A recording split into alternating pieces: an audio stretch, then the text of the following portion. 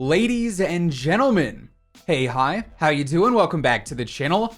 We know we've got a big week coming up here next week as the mid-season update for Season 2 is headed to Black Ops Cold War and Warzone. And earlier this week, Treyarch actually previewed a handful of the content and changes we can expect with the new update for Cold War. And then on top of that, we also got some new information for the future of Verdansk and basically what's going to happen with the zombie outbreak in the coming weeks. So as we go through it all today, if you enjoy the video at any point, let me know by dropping a like on it. Goal for today is going to be 4,000 likes. And of course, if you're new around here or if you haven't already subscribed, this is the place to be for everything going on in COD, whether it be news, intel, tips, you name it, it's all right here. So feel free to subscribe with your notifications turned on. So when it comes to Warzone, not gonna lie, I feel like Season 2 so far has been kind of lackluster. I think a lot of us thought that initially we were going to see the zombies reach Verdansk thanks to Doodle Bob and his Voidinoy ship. Then they'd start to take over more and more of the map each week. First, we'd see like the whole south part of the map overrun, then we'd see it spread to the middle and eventually the north part of the map as well. They would basically overrun all of Verdansk by the end of it. But obviously, that's just not the case so far. We've pretty much just had the Magic School Bus tour of Verdansk, and the zombies have only infected one area at a time, of course. However, it does seem like that could end up changing here in the coming weeks as we get to the mid-season update and beyond. There's actually a lot of things pointing towards this. We'll break down all that stuff here in just a moment. But also, we did recently get some leaked info via Zesty COD Leaks over on Twitter, as it was mentioned that these zombies are going to be moving to 5 different locations in the future. This tweet was actually from before this past Thursday's update, so keep that in mind. This tweet says that the zombies will be located at the bank, at the dam, at the TV station, at the superstore, and then at the stadium in the coming weeks. And obviously, we just got them at the bank this past week, which I would say certainly brings some credibility to this tweet and this leak in general. Of course, at the end of the day, this is not official information since it's not from Activision and it's not from Call of Duty, but it is accurate so far, so there's reason to believe that the dam and the TV station and the superstore and the stadium are all at risk of becoming outbreak areas as we get further and further on into the season.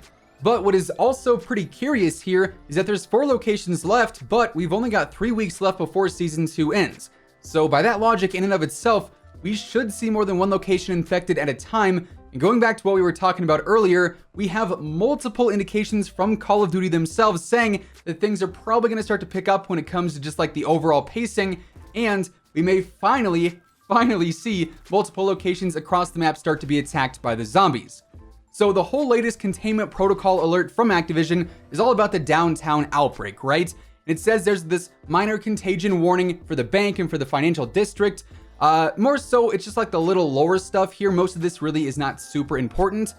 Keep in mind though, they say it's a minor contagion warning because that just doesn't really seem to be the case, as at the end of this blog, like we mentioned earlier this week, it says that given the lack of severe outbreaks inside of the individual areas of southern Verdansk, the threat level remains steady.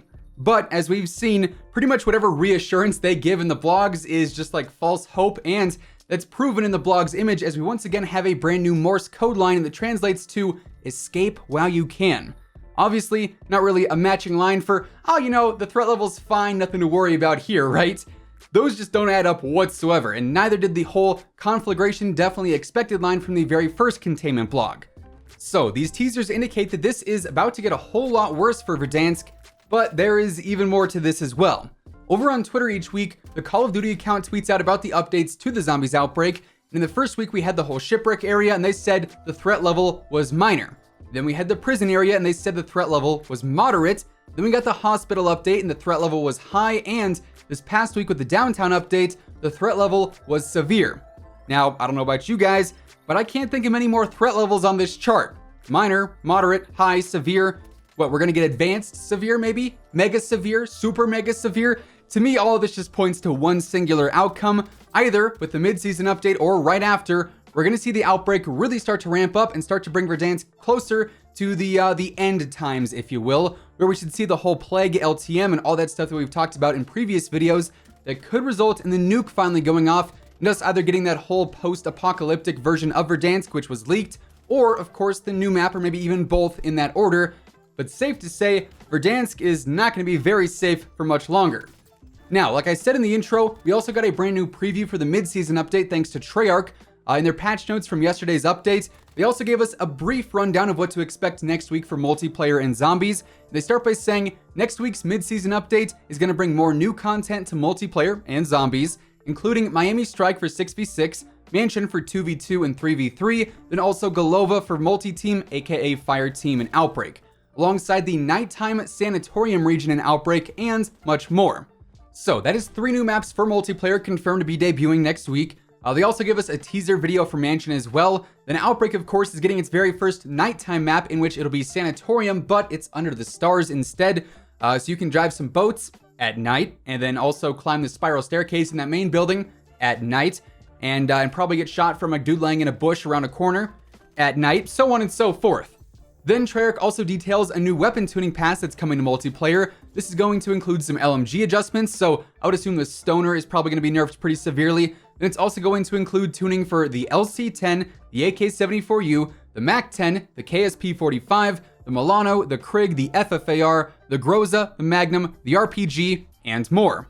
More on the specifics there in just a moment, but they're also doing a complete recoil rebalance on all the assault rifles and the SMGs. That'll be pretty interesting to see. Then they're also buffing the launcher damage against enemies with Flak Jacket as well.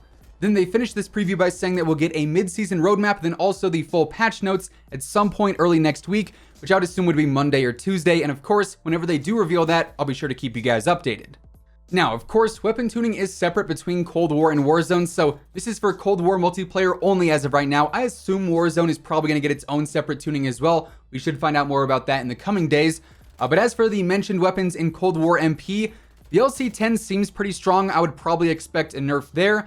Same deal with the AK-74U. It is the most used weapon in the entire game by far. The MAC-10 could probably go either way, to be honest. The KSP doesn't really seem all that great in my mind unless you have the Task Force barrel on there, so maybe just that gets nerfed. The Milano could probably go either way. The Krig probably gets a slight nerf. The FFAR probably gets a slight buff. The Groza could go either way. The Magnum should get a nerf considering it's just insane with the Akimbo attachment on there. Then the RPG is going to get buffed as mentioned against Flak Jacket, so quite a bit to look out for there based off of my assumptions. Obviously, this is just some of the content and some of the changes that the mid-season update is going to have in store for us, and of course, this is only based around Cold War. We still have all the Warzone stuff. Maybe we'll get some Modern Warfare stuff. I don't have my hopes up for that. I have no idea if we're ever going to get those unreleased weapons. I know every single video I see you guys asking, Zach, are we going to get the RAL LMG? Are we going to get the Psycomp? Are we going to get the Scorpion or the CX-9? I've got no idea. No one has said anything about it. I keep saying, maybe this next update will finally introduce them. But at this point, it's just a guessing game. Your guess is as good as mine. Hopefully we see some cool stuff there, but I don't expect anything major. Anyways, with all of that being said, that was what was previewed for the mid-season update on the Cold War side of things, and what to expect in the future weeks on Verdansk as the zombies look to expand. And that's going to wrap things up for today. If you enjoyed the video, let me know by dropping a like on it. And, of course, if you're new here and you want to stay up to date with the latest Call of Duty news, intel, updates, and pretty much everything else in between, feel free to subscribe with your notifications turned on. That way you'll always know whenever I upload a new video. As always, if you want to check out any of my partners, be sure to use code IMMORTAL for a discount on all Scuff, G Fuel, and Control Freak products. The links for all those can be found down in the description below.